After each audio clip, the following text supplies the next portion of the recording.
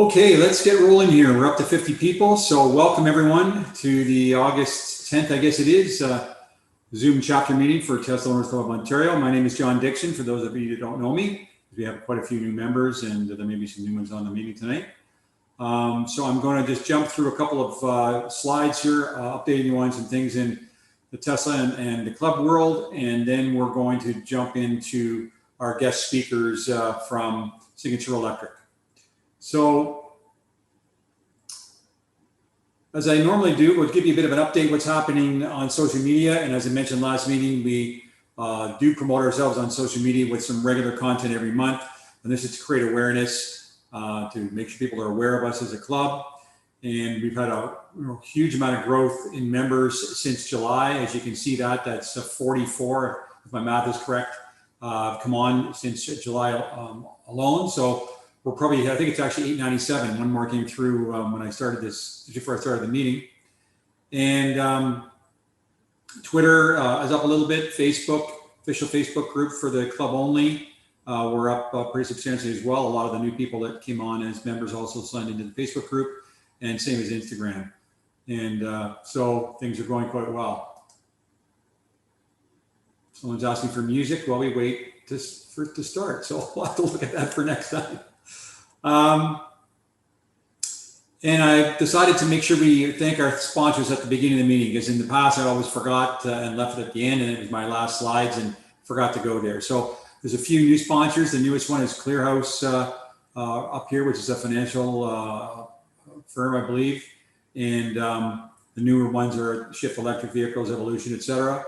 So we want to thank them. Their funds certainly help us operate the club and help us with some of the meetings that we're hoping to have coming up as we move forward here, as well as other expenses. So again, thank you very much to all our sponsors. And you can go into our member zone. I'm going to talk about it a bit later on, and see the sponsors. And if any of them offer anything special to you as a member, it'll show in your member zone area. And you can just log in with the same login that you do when you signed up. We just held our first events where we got together in person for the first time in probably almost a year and a half, I think. And so we were at Kitchener, I think it was a week ago, Friday, then Ottawa, Barrhaven, Vaughan, and Lawrence, and they all had some great events. We're going to show you some pictures in a few minutes. Tesla Oakville is coming up this coming Monday. Right now it's currently sold out. We've limited it to 75 participants just because of walk-in traffic with Tesla and the COVID restrictions, etc. And I want to stress, please, if you're signed up for this, and even right up to the last moment, if you can't make it, please go back into Eventbrite and cancel. Even if two of you are going and one can't do that, it'll free it up, because there's normally a wait list. And we didn't have everybody show up for Ottawa, but there was quite a long wait list that we could have let people into. So I would ask you to please do that.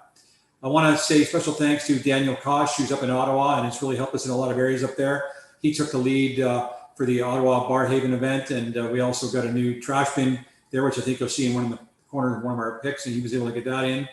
And also to club executives Cornell, Ben, Dave, Lloyd, and Mike, who went out and helped at the events. And you'll notice going forward as we get together, we've changed our name tags, and they're now black with the white logo, so that you know that we're executives and we're there to help out and answer any of your questions. So here's some pictures.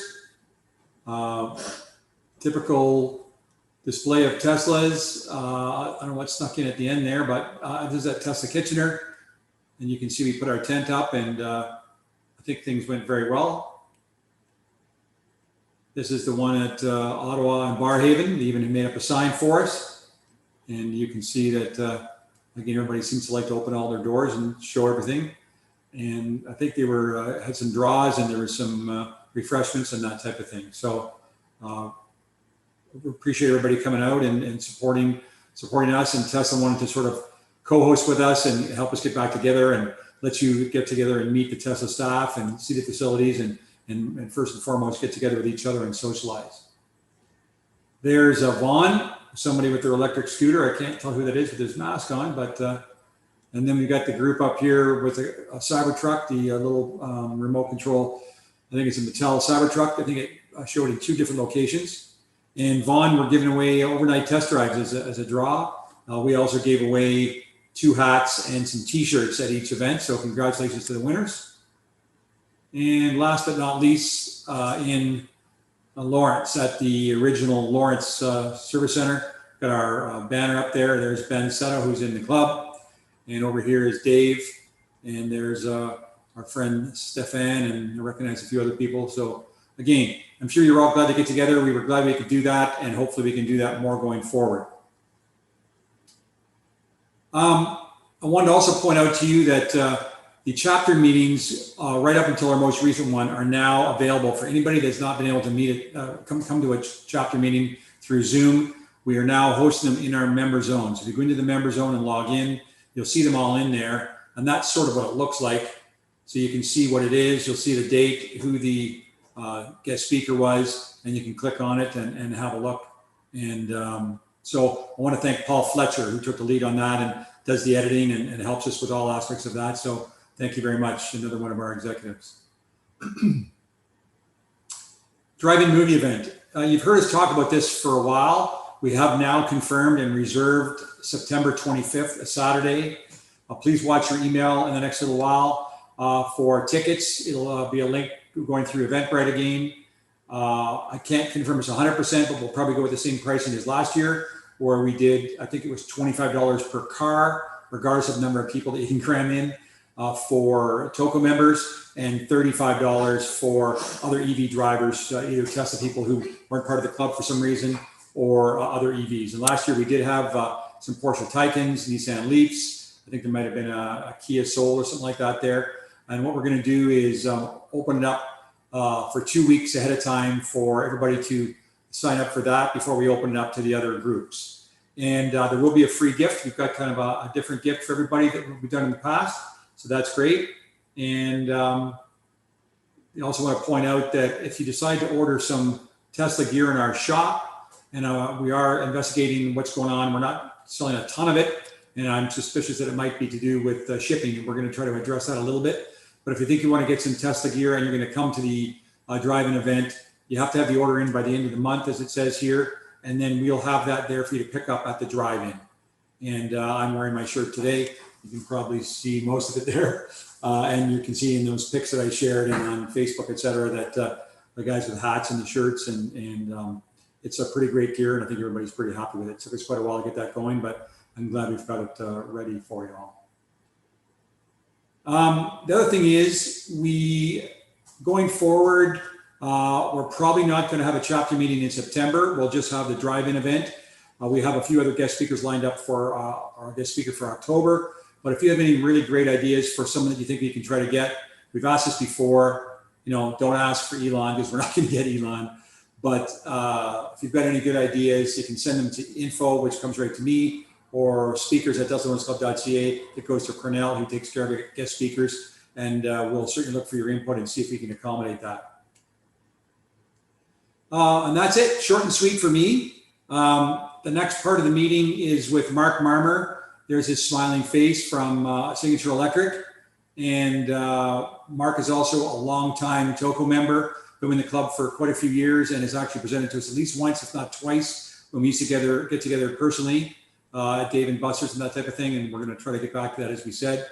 So as you can see here, Signature Electric specializes in electrical service over the last 9 years, and they've developed a complete division installing electric vehicle chargers in all types of settings, including single-family residences, businesses, retail locations, and condominiums. The Signature Electric family has 5 electric vehicles themselves, and Mark's going to talk to us. Mark, you could go ahead and unmute yourself and get ready to share your screen anytime here.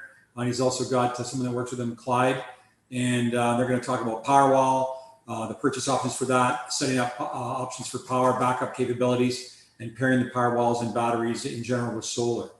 So Mark's going to go through a presentation. We asked you to submit questions, which I've got here. When Mark's done, I will ask him the questions on your behalf. And as I mentioned or showed you the first screen, after we go through the questions that were submitted in advance, you can go ahead at any time, basically, and go to the Q&A area, as we mentioned, and you can submit a question there. And if you look at them and you like it, that someone else has submitted, you can upvote it, and we'll ask those as well.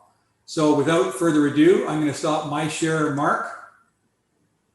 Welcome, Mark and Clyde, and the floor is yours, gentlemen. Great. Hopefully we're seeing my screen, my Tesla Powerwall energy storage screen, correct? I'm just seeing you. Oh, that's always nice. So hang on a minute.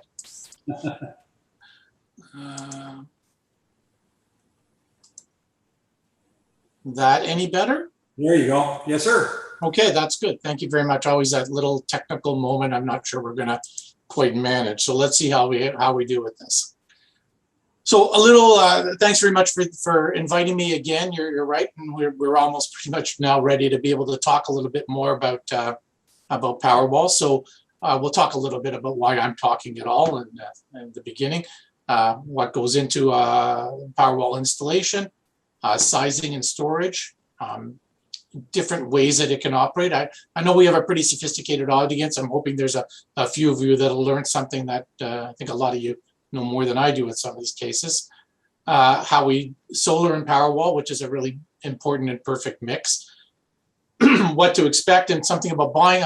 I know that some of the questions I already saw them. We're talking about costs, and I always like to give people some kind of cost when they're when we're talking to them, whether it's about this or it's in condos or whatever, so that you have really some kind of takeaway. So why are we talking? Why is it us that you're talking to? We were actually the original first installers of the Powerwalls here in Canada when they were just coming up, and we actually were part of a group that was helping to figure out who in other areas of Canada will do this. This is in the Opus One lab. These were the original Powerwalls. And in fact, it was a very cool thing for me. I got invited down with Enerstore to go to Palo Alto, and was in the first training session. I was the only Canadian there, and we had a bunch of American electrical contractors. And it was an exciting time, and it was fun, and it's a big good ride up until now. You see the shape of these, the original chargers were this sort of kind of shapely thing. It involved to get these up on the wall was a whole production. It came with a wooden box, and you needed to use the wooden box to raise it up. I remember everybody in Palo Alto, all the electricians figuring out how they're going to get this box up onto the wall to get these chargers up. So that it was very interesting, and so we've thankfully moved past this. And I thought what I'd show you is a setup. And I thought, well, maybe the best place to start is my house. So this is my house. These things are separate. This is that red Powerwall is mine. It's just sitting out in the basement in an open area. And that box is the box that I saved from those numerous Powerwalls that we put up. It was absolutely heartbreaking to go and have to cut these boxes up at people's places in their homes when we were putting something good for the environment, and we're cutting these boxes up. We've now moved. They don't come this way anymore. They come in cardboard, and it's much more environmentally friendly. The service, this is a pretty typical service setup. That's my original panel up on the top where it says main service. That's the gateway, which is allowing deciding where the energy from either the main service or from the battery is going, and into a critical load panel. This is very common. My house is it's not that big of a house, but it's got a 200 amp service with electric heat. It would be very hard to manage that amount of energy with just one Powerwall, and you'll see I'll demonstrate that to you later. So what we did was we picked some of the critical loads, and we'll talk about this in a minute. I just wanted to talk a little bit about the size and the storage capability. So think of it a little bit like a generator. The generator's got a gas tank on it, and however much gas we can hold, that's how long we can run for. And then the generator can put out a certain amount of power. So that's how much energy are we using. If we use the generator a little more lightly, it might run a little longer. And if we use it a little more heavily, it might run a little shorter. So this is talking about capacity. These numbers are here if it's important to you that 14 kilowatt hours and usable energy, what have you. I find that sometimes this is, unless you're very technical, this is hard to understand. So I wanted to give you kind of a feel. When I talk about these numbers, these are just rough numbers so you understand. These little variables that I just spoke about are part of what this makes it. So we have it written here, the average home's using 900 kilowatt hours per month, and that gets to 30 kilowatt hours per day. So if this is 13 or 14, you can see that it's not going to support, one may not support this house, this whole house for a whole day. But if I put in 2, it might. So, just to get sort of a feel for what the Powerwall can do. The other piece is that other piece. How much energy can I pull from it? So it's mentioning 5 kilowatts here of continuous power. So that's 5,000 watts. So if I wanted to have 5,000 watts, this is actually semi-typical of what's going on in my house, the slide I showed you before. We need an internet connection. We always need an internet connection because the unit is connected to the internet for control. And so in a typical house, we'd like to have the furnace fan run. People like to have the refrigerator on, the gas furnace controls, a television, some lights. So this is pretty typical. We can manage that with one Powerwall for a day. So if you're talking about just straight backup. Frankly, from my perspective, if in the worst case scenario, if you can just keep the heat on in the house and have a place in the winter to be, everything else is a little bit of a bonus. I can always take the food outside if I have to, but having some heat makes a big difference. Unfortunately, in my house, I have electric baseboard heat. So what we did was we used one of the rooms upstairs. I had that heater come on and the washroom and things in that room. So if I needed a bit of a refuge, I could use that. It hasn't come down to that yet. I live in the city of Toronto. I don't lose power that often, but it's a possibility. So in terms of these, and I have to tell you that this isn't exactly how it always, this absolutely beautiful, perfect installation isn't how it always looks, but it's a good way to sort of see maybe better than what we saw in our house. These look very similar and it's very hard to see. So on the left-hand side is a whole home backup. So we have the utility meter, the gateway that's controlling the power on and off into the main panel, and the solar inverter is bringing power in from solar, and the battery is coming up into the panel. That's so when the gateway opens and closes, it disconnects and reconnects everything from the meter from the street. The other one is a partial. This is more similar to my house. The difference is you don't see this second panel. The reason you don't see the second panel is Tesla introduced a new gateway recently, and that's the one that they're demonstrating here.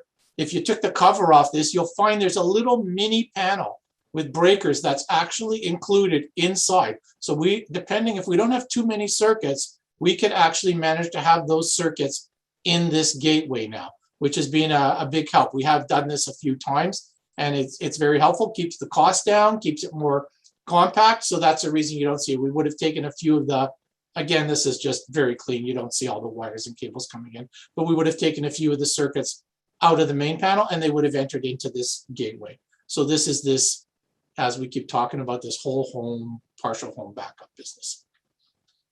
So let's just see sort of basically how this could work. If, let's say we just had, which is what my house kind of has now. I haven't got the solar quite together in my house yet. So I've got the Powerwall charging from the grid. I want it back up only, maybe 100%. So that's it. The Powerwall charges from the grid. The battery is fully charged. If the power goes off, whatever's on that sub panel will be charged and the battery will discharge. The battery will discharge down to nearly zero and things will go off. However I can control the load, or if the outage isn't that long, I'll have this bit of resiliency. It's kind of handy to have. I have lost power a couple of times. Actually, almost a week after I put my Powerwall in, they decided that I got a notice they were going to change the transformer in front of my house, and it took out a section. So I was actually kind of excited because it was cool, and it actually worked perfectly. The other thing that we can do, even with the setup of just one Powerwall, is we can have this kind of time of use setting. So this is, I pay a different time at the peak and off peak. So if I could, maybe I'll keep half the battery always full, and then I'll use the energy at the lower off peak times, and then I'll discharge some of that in the on peak time to try to save cost. can it work? It can work. I think when we calculated this way back when, we thought over a period of a year you could, with the size of a single power wall and the cost of the differential in the electricity, could manage to save about $35 in a year. So it wasn't a really sensible way to sell things. That being said, people were happy to have the resiliency of having their power wall, and they like the idea of the backup, and people buy generators for backup, and that works perfectly fine for them. So that's absolutely a possibility, but I wanted to demonstrate that this is available. This is solar power with net metering. So we're trying now to bring the solar piece into it. Once you bring the solar piece in, you're trying to now have a situation where we can have less reliance on the grid. The energy coming in from the solar can get stored in the battery, and then balance of that could go to the grid, and we'll try to balance all that out. There's a little bit of a misnomer. A lot of people imagine that if they put solar on their house, again, no battery, if they put solar on their house, that's making energy and it's going back into the grid or whatever it is you're doing. If the power goes out, then this solar will take over and their house will be charged. This is absolutely not correct. We have what we call rapid shutdown and islanding. If there's no power, they do not want this power heading back into the grid, and the panels will shut down and you will not have any power. In order to have power, you need to have the battery. That gives that solar somewhere to go, and then you can have this sort of the house, the battery, and the solar. So that's what makes the combination of the solar and the battery really important. So this is off the, I think, off the Tesla website, and I just wanted you to sort of see how simple this really is now. When the first power walls came out, they had a separate inverter, separate from the battery. So you bought the battery, you bought the inverter, there were 6 or 7 wires. You had to lay on your back and figure out which way these wires went when you were facing the wrong way on the wall and trying to look at the diagram. And then they had to marry the inverter that was from one company with the power wall that came from, of course, Tesla. And I can tell you that this little marriage was very complicated and it didn't always work all that well. The new ones, everything here is standalone. So I've got my utility power put in my gateway to, this would be a whole home backup that you would be seeing here, and into the distribution board. The power wall is a standalone item now. The inverter is actually built into it. So I literally put that in, and I put a breaker and a 30 amp 2-pole breaker into the panel, and I connect that. And then I get my solar, or maybe I got my solar first and I got my battery later. To be perfectly honest with you, we don't usually put them in exactly at the same time. It's we're concerned about the utility and we're concerned about the Electrical Safety Authority. And the simpler that I make the installations, it's better. So come, put the power wall in, get it passed, we're good, and then have them come back and do the solar and pass, and it's good. And that seems easier than all of it together. It does make it more complicated. And in this case, it's solar is just like any other solar in the house. Down, inverter on maybe on the outside of the house or in the electrical, and another maybe 30 amp or 40 amp breaker, depending on the size of the solar, or maybe 2 inverters. So the installation with the new Powerwall 2 has become much easier. And we're very happy about this setup and the move. The other, I don't know if I have it. Well, the other thing is that maybe it is further along. We'll talk about the shape for a minute and when I get to it. So what's happening here, if we've got this with net metering, it's kind of showing you when the grid is lost, it'll start to use the solar to power the home and to power the power wall. When we're putting this together, we're looking for a balance.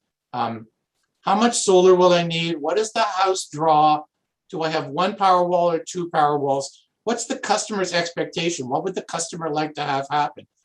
You know, how long would the customer like to be able to manage an outage? You don't want to put too many batteries that cost money, and you don't want to put too much solar, because if you put more solar than you need, then you paid for it. So this is something you'll expect from your supplier to be able to help you with this sort of balancing act. I'll talk about it here. They squared this battery off. It's like a dream come true. You could actually lift from the bottom of the battery now. So I could put, if I wanted it just a few inches off the floor, and we have a variety of lifting devices, I can just slide something under and lift it up. You could not do that with that original battery. There was no support along the bottom, and you would damage it. So this has made a phenomenal difference in terms of the handling. That being said, the battery is very heavy. When this battery is laying on the floor on its back, when two people go to lift it, it's like it's glued to the floor. If we want to actually manhandle it into the truck, we need almost 4 people to put the battery in. So the managing of getting it on the wall and everything, it's a bit of a learned process. So we talked a little bit about sizing just a minute ago. You know, how much solar, how much this, how much that. So in order to install these, you do need to be a certified installer. There's a whole process of learning how to do this and training. Tesla has a fairly rigorous training system. It's remote, but it really takes a while to get through all the questions, and there's quite a few sections to it, and they're doing updates on an ongoing basis. So you do need to be certified installer. There are a variety of them here in Canada. So when somebody calls here, we're obviously a certified installer. We're first of all asking about what are you hoping to do? What's your intention? You simply want backup. I've got solar. We're thinking about putting solar later. And that helps us also to figure out maybe we'll have a conversation about cost at that point. Is it making sense? Are we qualifying this customer? And then a bit of a site review. Let's take a look and see what the loads are really like at the site. What does the space look like? Get them this kind of cost for the whole project. I mean, whatever project you want to know where that cost is going to be. Then there's a design process. You don't just get to order the power wall. You need to we need to put together design and submit it to Tesla here in Canada. And when the design gets approved, then we're ready to move ahead and order the product. The design has to meet their specifications. It also has to meet the specifications of the local utility, if it was here in maybe Toronto Hydro, and the Electrical Safety Authority. So this is not a simple process. I'm still waiting for the solar for my house, as an example. I have the power wall, but the solar is taking a while. I have a pretty big roof, and I wanted more solar, and it turned out that if I wanted more solar, I needed a way bigger panel. Now, I don't want to have a way bigger panel, so I'm going to scale down my solar, and every time I do that, I have to wait a month while the Electrical Safety Authority decides whether this drawing's right or wrong. So things take time. I'm just telling you that you're getting some value from the supplier when they do that. And once it's approved, then we can place the order for the power wall and the gateway. So I put this picture in because it's kind of a cool picture. We did a job down at the Mars Discovery District. This is a little demonstration of 3-phase power with 3 power walls. The power walls don't look all pretty because they still have the plastic. The part of the training is to allow the customer to remove that plastic, like a unveil or what have you. So that's the reason you see them like this. But I've seen pictures of them. They look great down there. So what happens is you're going to buy the power wall and the gateway. They come as a package from Tesla. We're not going to sell it to you. We will take delivery of it, but you will purchase it. We don't get to mark up the cost of that item. 13,000 is again, all these numbers are approximate, about 13,000, and you'll get it through Empower. That is who the distributor here is in Canada. You don't have to phone Empower. You can talk to us or another certified installer, and they will guide you through the process. As a matter of fact, you can't actually buy it because I just explained to you that you have to jump through all these other hoops before you can buy it. And to actually get an installation, I put together a budget number of about $6,000. You see where you are, about $19,000 to get sort of a basic installation. Again, everything's a little bit fuzzy in terms of each place has its own thing. And then, you know, I wouldn't be surprised that you would want to have perhaps some solar with this, and this would be a separate item for that. So that gives you a kind of an idea. And that, I think, is it. From the questions that got submitted It looked like I could go on here till about 11 o'clock, John. So why don't we see what I've covered? Some of it look like I have covered it. Some of it I not quite, and some of them look like EV questions. So we'll try the best we can. I do have my colleague Clyde here from our sustainability department, so that when I don't know this exact technical answer, he's going to hold my hand so I don't freak out. So that's Well, just so everybody knows, Clyde's been good enough to already answer some of the questions that are in there. So there's already 6 questions that he's answered. So everybody go have a look at those, because it may be something that you were curious about or will help you. There's still 3 open questions. We might as well just jump into them right now. Can you get a Powerwall without Tesla solar in Canada? And I think the reason they're asking that is there's been a lot of publicity around, certainly in the States, that they're not selling Powerwall on its own. You must have it with solar. But I'm under the impression that Tesla solar, certainly the solar roof, is not available here in Canada. Can you answer that? Yeah, I can answer. The answer is we are not restricted. You can get a Powerwall without solar. The problem is you can't get the Powerwall. We haven't had Powerwalls here now for about 8 months. And I would just talking to Clyde before this to kind of get an idea, because I had to assume this might be question number 1. And he thinks maybe December, January. We have jobs. I have jobs with solar already installed. The customers are looking for different batteries. They've been waiting for a long time. I have to tell you that I didn't say it at the beginning. I don't really have any secret. Elon doesn't call here to tell me what's going on. I think you guys probably know things before I know them. I do know a little bit, but I'm telling you that at the moment and you got to also imagine, we're just here. We're Canada, and then we're Toronto.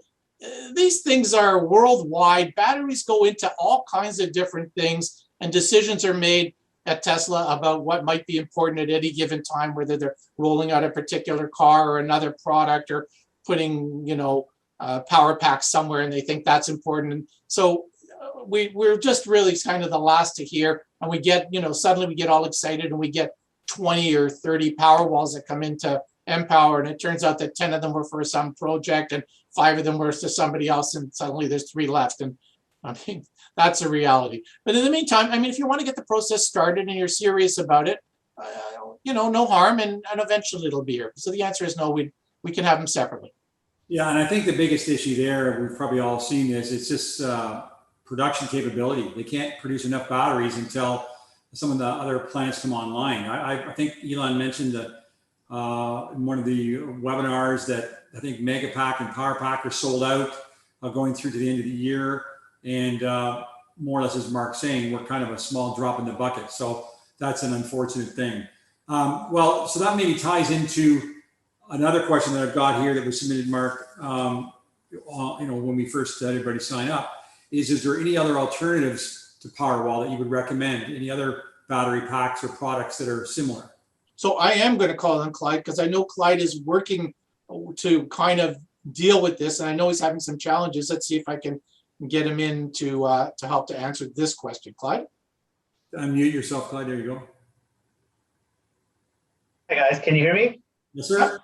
All right. Well, yes, we are certified. We're an agnostic installer, Signature Electric. So we work with multiple partners. The biggest names in the battery industry for residential backup would be Generac, which I'm sure everybody's heard of for their generators and so forth. And they have the Pika cell, and it is a very good option, mind you. It's just under 30% more expensive, but it has some other capabilities like being a DC coupled system, but we're not going to delve into that stuff in this call, but in this meeting. However, you have players like Sonnen.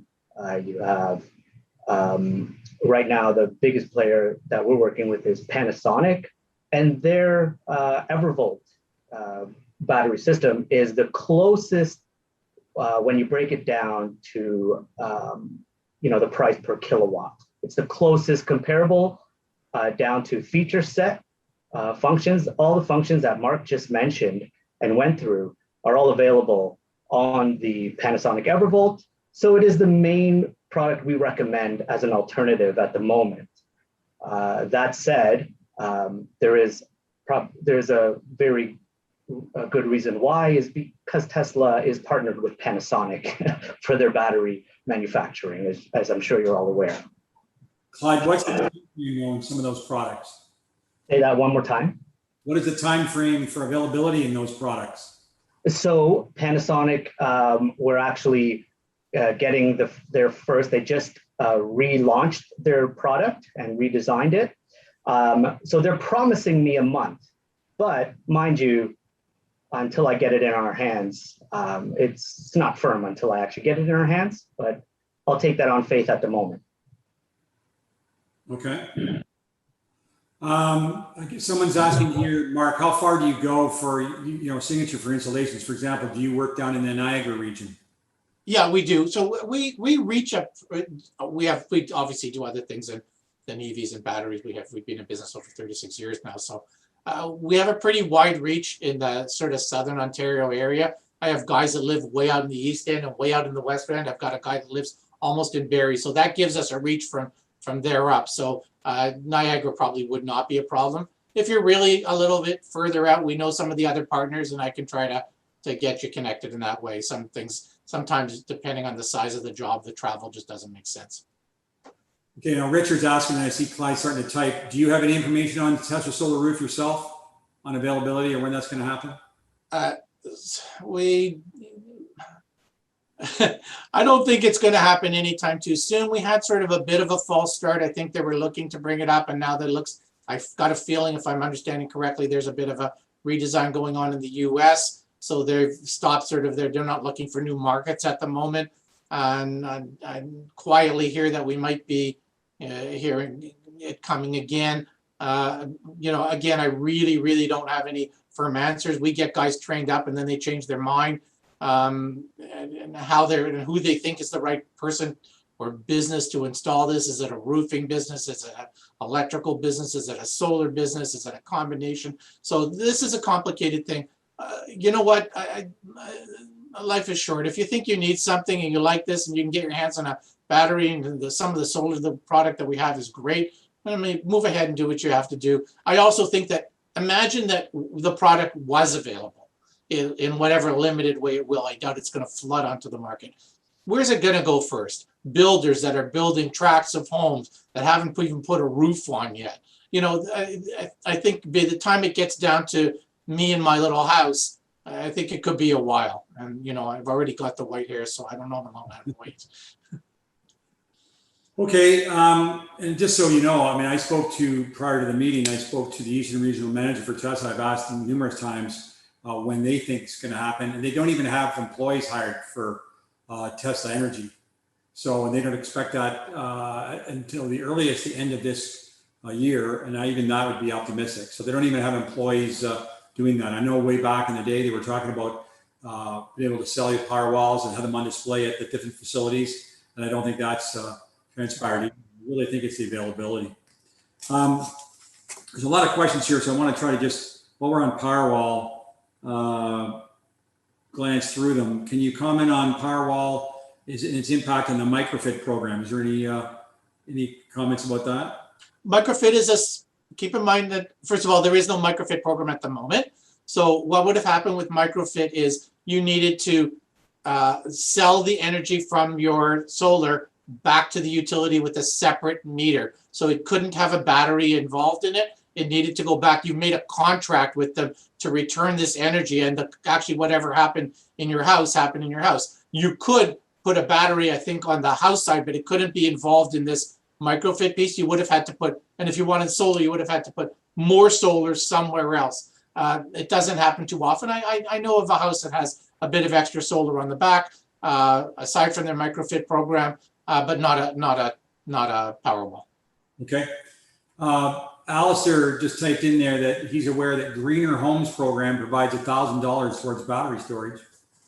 Yeah, there's also the HELP program, the Home Energy Loan Program is assisting with, I think I might use that for my house, and then you can get help from the City of Toronto and a very low cost loan tied to your mortgage. That's for chargers, solar batteries. Those are all possibilities. That's a nice helpful thing. You know, if I needed, I don't know whatever, pick a number, 20,000 for my roof or whatever, maybe instead of getting a loan or dipping into my pocket, maybe I will just tie it to the house and make some payments at a very low rate, and it doesn't affect my credit rating because it's really not tied to me, it's tied to the house. So that's kind of a nice thing. So we have to look around to see where these are going to be. Then the way the government's talking every day and the things that are being announced, I think there's going to be more coming down the pipe. Okay. Someone's asking, is there any particular requirements for Powerwall for things like dust in the air? This person's saying that they were concerned to put it in their workshop, but is there a concern with dust flying around and that type of thing? There is a concern of where it's located. We have to use common sense when we're doing that. It does have a fan and ventilation in it, cooling. So I wouldn't want it to be covered in dust. I like the location where you saw mine is quite clean. To be perfectly honest with you, at some point or other, there may be an issue having it inside the house at all. So that's a whole other matter. So you know, we maybe the garage is a better place, or some kind of cold cellar, or whatever the case is. But at the moment, the furnace rooms are usually pretty clean. But I would think a workshop would not be a great spot to have it. This is kind of a funny question, but it's been asked 2 or 3 times in different ways. People are asking if they can use their home generator to put power into the Powerwall to use later on. The answer, I believe, is yes. This is not an off-grid question we're asking about. This is, can I put energy in? So if the energy somehow comes in, everything is electrons. So if it comes in, it can happen. I don't know under what circumstances you think that's a great idea, but I think it's possible. Okay. I think that's about it for Powerwall as far as I can see for now. Let me just see, there's one more question come on here. What's the maximum amount of power that you can get from multiple Powerwalls? Can you replace a 200 amp service? Yeah, you can put more Powerwalls and do a 200 amp service. I mean, my house was a 200 amp service. I just didn't back the whole house up. If I wanted to back up my whole house, I would probably need 2 or more Powerwalls to be functional. It's absolutely possible. And I think if you actually look on the Tesla's website, there's a questionnaire where you fill out how you're going to use it and the size of your home, and then it recommends how many Powerwalls. But I think I saw even in your presentation, the maximum to sort of gang together is 5, correct? I forget how many. Go ahead, Clyde. It's 10. Up to 10 on a single gateway, yes. And so that can back up a multiple, but keep in mind, a single gateway can handle a maximum of 200 amps. Okay. So we couldn't do a 400 amp service. You'd have to have multiple gateways with multiple Powerwalls to do a 400 amp service. Okay. And people are asking, but I think you've already said that you don't have to connect it to the grid. You can use it in an off-grid system if you want. So at a cottage or somewhere remote. Hold on. Now, if you want an off-grid situation, you still need power coming in. So what is going to provide that power? So you'll still need a generator. The generator that you need to use for this application for off-grid is a very specific generator. So it's not quite what you think, just the solar panels and your battery and you're as happy as a lark. It doesn't work that way. The system is required. It's looking for some kind of possibility of having power come in the event of a loss. So it's not that simple. These are complex questions, and you would need some help from an installer to do that. So it's not that simple. Okay. So as far as I can see, I think that's about it for Powerwall. So I'm just going to go through some other electrical questions here. Can a 60 amp breaker be added to a 100 watt panel that is already full? So it means a 100 amp panel, I assume. Yeah, sorry. Yeah. And I think the game plan is, can I install a 60 amp breaker for a charger that's going to draw 48 amps into a panel? Right. And full doesn't mean anything to us. The number of circuits, we can always add another panel to the side or what have you. But it matters how much energy is being drawn.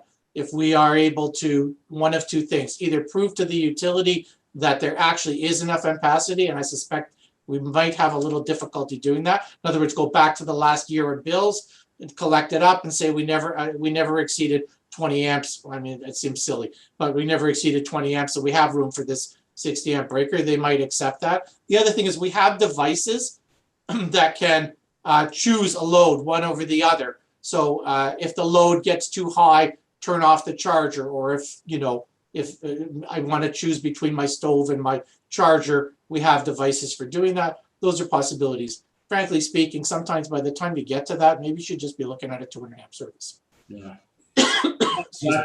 For example, when my HVWC was put in, we also put a NEMA 1450 beside it, sort of as backup. And the main reason is if we ever had the power go out, I have a whole home gas generator.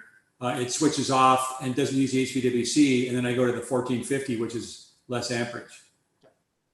Right? Absolutely, yeah. These are possibilities. Or if you could prove to the ESA that the way it's set up is I would only ever be able to use this one or that one, they'd accept that too. This could come through a double pull, double throw switch or something of that nature. Sometimes something simpler is better, but there's all kinds of, there's more than one way to skin a cat. Someone's asking, can I run underground 10/30 for 30 amp 220 about 90 feet from the house to my garage for level 2 charging? Yeah, the number 10 wire will be 30 amps, so you'll be getting 24 amps charging at the other end. If you're happy with that, you use the right cable, you need a trench inspection, and I got a feeling if I was digging up my lawn for that long, I might put a bigger cable in, but up to you. Okay. I don't know if you know this answer. It says, what percentage of new builds, multi-res and single family, are now including EV charging? I don't think it's very many, but there's capabilities, I think, built in. And has this number increased in the last few years? So new build single family homes, at one time the game plan, they changed the building code and said, we're going to put in a 200 amp service minimum, and then we're going to make you put some pipe or wire for EV charging in the garage, and the builders fought back and they turned it around. So right now there's no requirement to put it in a 200 amp service, and there's no requirement to put anything in terms of charging into the garage. And frankly speaking, I'm not quite sure how many single family homes we're building anymore either, besides our infills and what have you. Condos and new builds of multi-res, this is something we're extremely familiar with. I will tell you that the new builds are coming with chargers. This is partly the builders simply understand that there's an interest in it, that it's something they can sell with the building. In Toronto, we have the Toronto Green Standard. That green standard is getting improved and changed. In parts of BC, it's 100% roughed in for chargers. So it just depends on where you are. I would say the builders are becoming, I don't say I know for a fact, the builders are becoming more and more willing to do this. They understand the need, and they're just interested in selling their buildings, making their buildings more saleable, and they're happy to put this stuff in. And so, Mark, in that vein, and I know that I think you've even consulted some of the people in the club here, but what about somebody that lives in a condo, an older building, and they're trying to get a charger put in, and they're getting resistance from the condo board, et cetera? I believe you can offer some consulting there and maybe offer some advice in that area. So first of all, I feel sorry for somebody who's getting resistance. And I will tell you that the resistance has become less the last couple of years. If you went back 3 years ago, it was, I don't know if I got my timing exactly right, but it was a battle. Nobody even wanted to talk to you. And it was the boards were just, I get all kinds of silly comments and stuff like that. That is really not happening anymore. I mean, they got windows. They can look outside. They see the cars are out there, so it's not a mystery to them anymore. They understand it's coming, and they've got people who live in the building that arrive. What happened here in Ontario, just before we had a change of government, was the previous government was kind enough to put a sort of a right to charge legislation into the Condo Act. And it said, if I make an application in a very specific way, you have 60 days to respond, and the answer cannot be no. So that helped a whole lot. It put a way more positive spin on at the boards and the managers, and it gave the owners a bit of chance to have a bit of a wedge in it as well. So what I would encourage, first of all, if you're in a condo and you want to, and listen, we have lots of condos here in Toronto. When I was just downtown today, every building seems to have a sign on it telling me we're going to have another condo, so we're not even close to what's going to be. to begin with, go to the manager and say, look, I'm in, just ask to begin with. Do you have any policy in the building? Are you planning to do anything? I'd like to have a charger. And see what they have to say. So start that way. Even when somebody comes to me and they haven't, I say, can you do me a favor? Wander down to the office and call me back in 2 days and tell me what happened. So we'll do that first. A lot of times they're quite happy to hear what you're doing, or they have an idea. They're happy to hear that somebody's interested. So maybe we'll be positive. But maybe they said, well, we don't really have any plan, but you're welcome. To make an application. If you would like to do that, we're happy to do that. Reach out to us. We have a small service fee for it. We will assist you with communicating with the manager. We don't go to buildings where we're uninvited. Usually, a lot of times we already know the building anyways. And I would tell you that I've never had a manager telling me I can't come into the building. But we ask for an invitation to let them know that we're coming, what our intention is, and we will help with all the paperwork necessary to do it. And then you can hand in that paperwork, and this 60-day time frame starts to begin. I want to tell you that this is not a panacea. If the board decides, truthfully, even with all of this, that they're just going to make this impossible and difficult for you, it happens. But a lot of times it's all that's needed to open the door and get things moving. We have lots and lots of buildings where we're installing infrastructure for. I had 2 meetings just today, just before I met with you guys, about condos that are sort of moving ahead. We've got lots in the pipeline. The things are changing and changing in a positive way. So I would tell you that I'm encouraged by that, and we're happy to help them. Okay, great. So along that same vein, is there anybody aware of an easy way to search for an EV-friendly condos if you're looking for a new place? You know what? I always thought that this was a little. We've talked about it around the office. We've got all these condos, and why don't we get them up on a website somewhere, and people will be able to click on it, because we do get the phone rings here. I'm wondering if you could tell me where to go. The idea didn't just quite land too well over here. It is. When you're looking for a condo, it is, you can search all the search parameters on the MLS. You can now search by EV, whether it's got, it may not tell you that they're EV ready, but if there was actually a charger in place. So it's still a little bit of a challenge, but it's getting better and better. You know what, John, all of this just never comes fast enough for us, right? But it'll work itself out in the end. And I think that when somebody like the MLS is going to see this as a business opportunity as well at some point.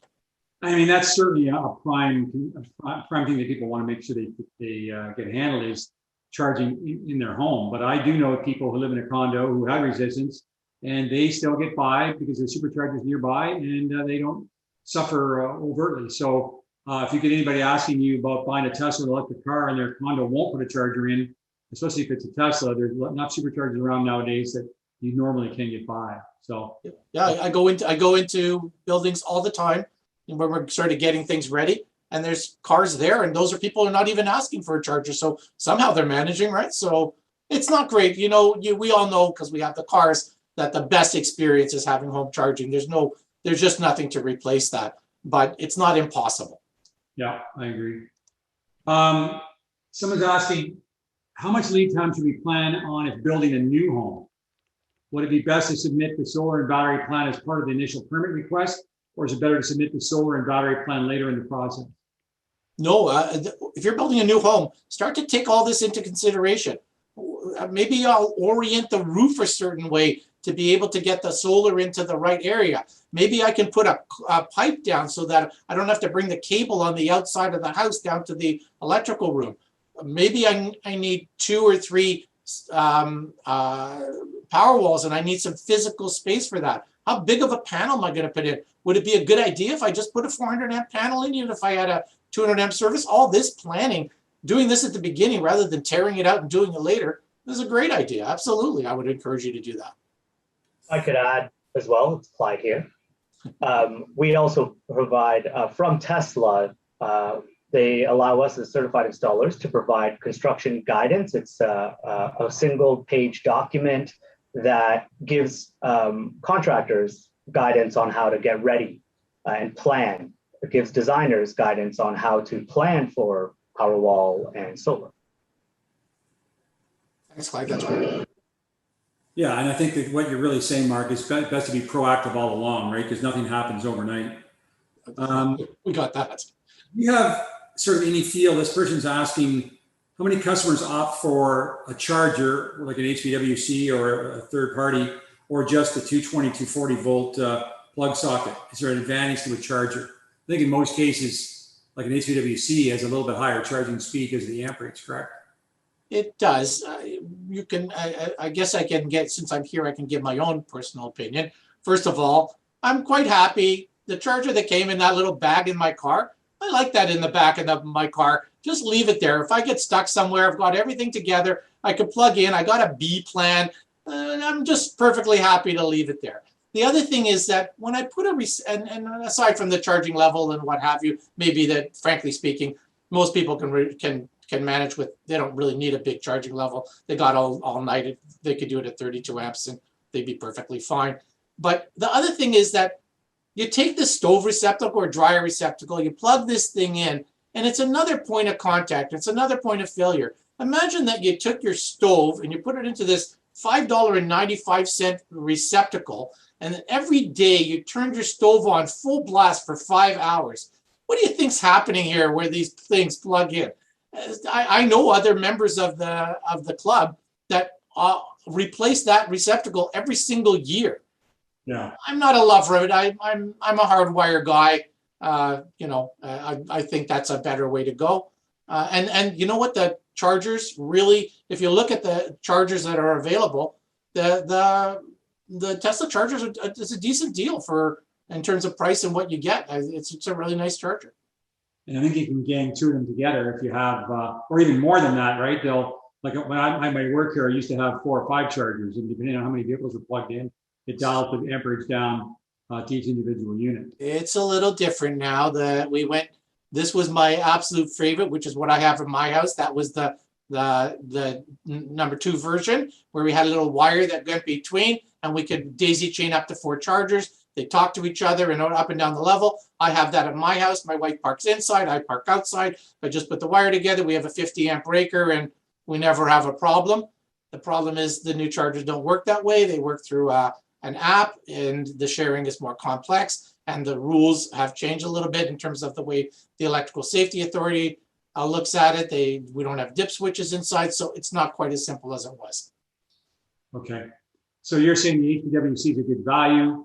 And is there another brand of charger that you would recommend as a backup that you think is fairly reliable other than a Tesla HVWC? You know what? There's lots of good chargers on the market. It's perfectly fine. I mean, you can use your adapter with any kind of the J1772. Take a look around and see what's available. I have to tell you, if you ever actually open up one of these chargers, there ain't a hell of a lot of stuff in it. It's just a way to get this 220 from here to here and a bit of communication with the car so it knows when to turn on and off. You'll see that there's just a little circuit board, a couple places to put wire. It's not that complicated. And again, we are agnostic, so I'm happy to let you choose whatever you want. Sometimes if you can get something at a bit of a better price. That being said, maybe you don't want to use the adapter and you like the idea that it plugs straight in. Someone's saying the NEMA 1450 plug with a mobile charger only pulls 32 amps instead of the 40 amp. In other words, 80%. Is that due to the code here in Ontario or Canada? Sorry, I didn't quite understand. I heard the different. If you put in a 1450 that's rated at 40 amps, they'll only pull 32. That's fine. That's fine. You can, if you put in a 50 amp receptacle and put in a 50 amp breaker, that's acceptable. If the draw is only 32, well, that's within range. So there's no issue. What they're asking is why does it not give you the full 50 amps normally? Hey, John, it's Mike. I understand where this person's coming from. The original, you might remember, John, the original MCU, or the mobile connector could do 40 amps. And there were some issues with it, and they derated them down to 32 amp. My understanding in talking to Tesla and the ESA was it's not uncommon for 1450 plugs to be installed on 40 amp breakers for things like stoves. And there was a concern that if somebody plugged a Tesla into a 1450 stove outlet that was on a 40 amp breaker and tried to pull 40 amps, they're overloading it. And I think a decision was made to go with 32 amps. That's my understanding, Mark. I don't know if you have any other clarifications on that, but that's what I was told. Yeah, Michael, that sounds completely reasonable. Keep in mind, there's a little bit of a history, right? To begin with, interestingly enough, now when you buy your charger, it doesn't come with all those adapters anymore. You have to buy them separately. Well, why do you think that might be? Originally, way back when there was no charging, we didn't have superchargers. The only place you could go to was to one of these campgrounds, and that was what was available. So that's what they made. That's what they put. That's a plug that they put on the end because that gave your option. In time, they just decided that this wasn't the game plan. We just would like you to put in regular chargers. We have superchargers, and we don't think there's any need for it. And that's why I don't think it comes in the back. But Michael's right on with the current and the amperage. He's correct that it's actually a special exception. The 40 amp breaker on the 50 amp for the stove is correct. It's an exception in the code. But if we're putting in for chargers, if it's a 50 amp plug, it needs a 50 amp breaker. Okay. Alan's just put a question in here. He has 2 dead Tesla HPWCs that have been replaced due to the handles wearing out. The charger themselves are fine. Do these 2 HPWCs have any value? Can they be repaired? He thinks they're both version 2. Let me know, because I've got some in my basement. I'd like to know if they have value. Can have some of my old chargers. So I'm surprised. That's amazing. And my charger's been in for a long time, and it works beautifully every day. I'm worried that tonight, after I say this, I'm going to go home and have a problem. So I don't know this is much value. You can't get parts. They don't sell it that way. If there's something wrong with the charger, you have to replace the whole charger. Okay. All right, well, that seems to be it for questions from everybody. And from what I've seen here, now, Mark, we've got a unique feature, which you've probably seen before. Do you have any questions for the people that are online with us right now as Tesla drivers and EV drivers? We can poll them and help you with any questions that you might have of us. Oh, I wasn't really prepared for that. And it's been a long day. I'm afraid to ask another question. So why don't I just let it go this time? And I've enjoyed this. I like, just like you guys, I like talking about this. I've enjoyed the interaction. I'm sorry where I couldn't be more specific, but we just know what we know, right? Okay, well, we got somebody raising their hand, which we don't normally allow, but who is this? Rav. Mike, can you give him, not sure where he went. Where did he go? Yeah, I'm not seeing it, John. Okay, well, it's gone. All right, well, I think that's it for everything so far. So, Mark, I'm sure there's your information right there. Yep. Email, phone number, Twitter handle, website. So, if Mark, I've referred people to Mark myself for questions and quotes and advice, and he's very responsive and a great guy. So, I would certainly recommend him. And he's also a TOCO member. So, yeah, and you know what?